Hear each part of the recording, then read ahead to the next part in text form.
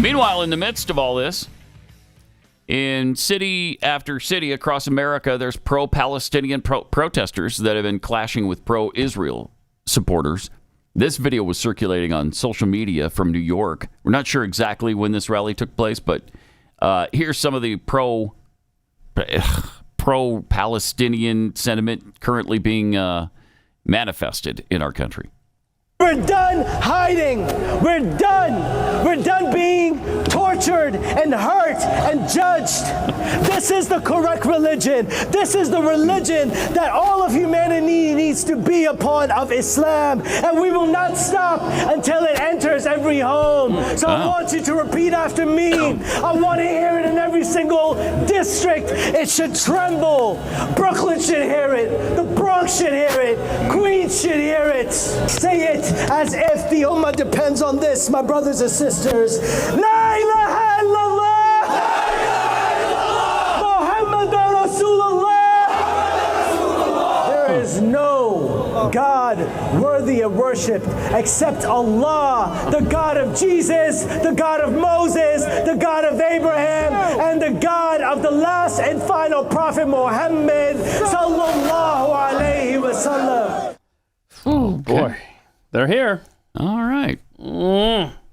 That's good, so right? we got that going for us. We got that going for us, Pat. Super passionate people out that are, trying to spread the good word. Now, I swear, I mean, if that were a Christian rally. Oh, my gosh. And they were Can talking you imagine? Hey, the humanity. Be a Jesus freak. Yep. Oh, my gosh. Now, that's a threat. That right there, that's just... Whew. That's just good That's just vibes. good, clean, religious fun right there. That's what that is, yeah. Because it's a religion of peace. I think we've seen that time and again. Absolutely. It's a religion of peace. I love, so many people are pointing this out on social media, that how the left they always say words are violence. And then when there's actual violence... in the words. No. Yes, and in their deeds. That's just for justice for Palestine. Right. Okay, I swear. Well, the implication being Israel deserves it. Mm-hmm. That's what the implication is. Can you imagine if we said something similar? Oh, my gosh. Setting grandmothers on fire in their homes. That's totally acceptable in their world, because it brings justice to those that are downtrodden over in Gaza. And as we mentioned yesterday, it's been reported some of the weapons used against Israel over the weekend were left behind by U.S. troops in Afghanistan.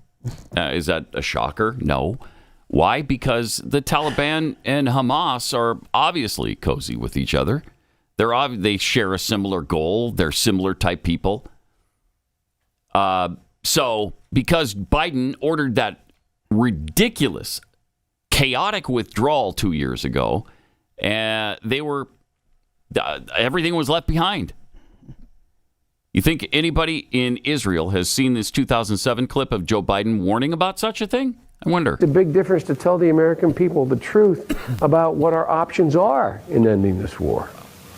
If tomorrow the order goes out from I'm President of the United States, I issue an order, end the war today, begin to withdraw all American troops. It will take a year to get the American troops out. Oh. Do you hear me now? I did hear you. That's the truth. It will take a year to get them physically out. Now, if you leave all the equipment behind, you might be able to do it in 7 months. If you leave it all behind. And you leave those billions of dollars of weapons behind, I promise they're going to be used against your grandchild and mine someday. And you leave those billions of dollars of weapons behind, I promise they're going to be used against your grandchild and mine someday. Wow. As James Wood said on Twitter, the only true thing Joe Biden has ever said. The only promise he's ever kept. Jeez. Wow. And he got right up in somebody's face to say that, because he's so bizarre. He's just so weird. But look at the difference between that guy. Right. 16 years ago compared to today. Oh, my gosh. By the way, that is a different person. Yeah, that's true. Has Hezbollah crossed in yet? I know they were amassing on the border yesterday. Of Lebanon? Were they? Yeah. And then in Chechnya, the head guy there, Chechen leader, anyway, he said that they are ready to deploy Chechen troops to Gaza. So this is getting even more awesome. as the hours tick on. Yeah, that's And I know that big problem. Egypt closed the border to Palestine. Yeah. See, Egypt, they don't want none of this. They don't want none of that. They've been down this road many Yes, times they have. with Israel, and they learned their lesson. And that's why Sadat made peace with Menachem Begin 40 years ago. It's because they learned their lesson. You know what? We don't need to be fighting Israel every 9 years. Let's stop that. I want to stop that cycle. I'm guessing the United Nations, I mean, that's what this body was created for, right? Is to come together and stand against evil. Well, their Twitter account on Sunday, obviously, about 24 hours after everything had started, about 36 at that point, they made sure to tweet Happy Lesbians Day from the United Nations. So just I'm glad they didn't forget Lesbians Day. And they also made the point that remember trans people are lesbians too. So that's how trans people. And see, there it gets complicated. I don't know if I agree with that statement because there's some complexity to that one.